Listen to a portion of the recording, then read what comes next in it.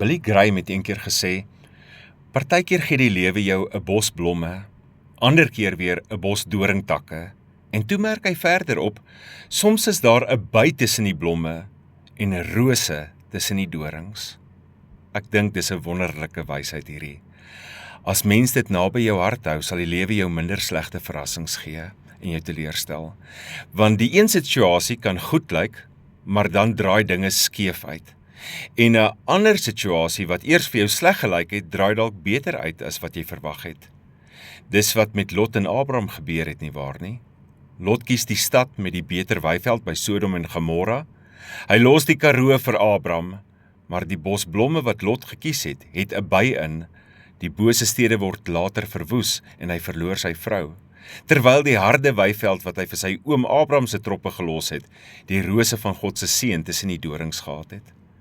Die wêreldbekende sielkundige Jordan Peterson maak ook nogal baie van hierdie beginsel.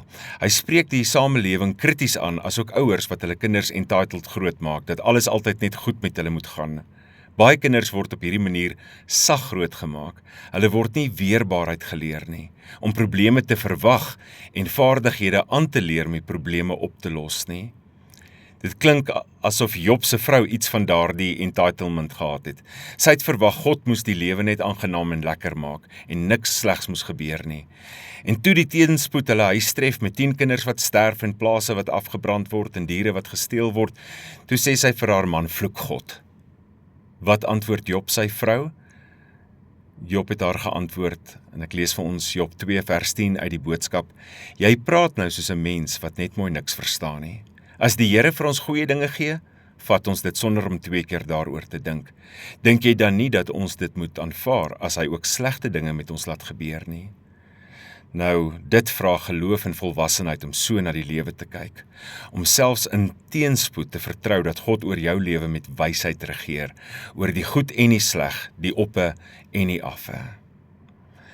Ons bid saam, Here, U gebruik dikwels die slegte om U kinders te vorm en U koninkryk te bevorder. Bevry my van gemaksigtigheid.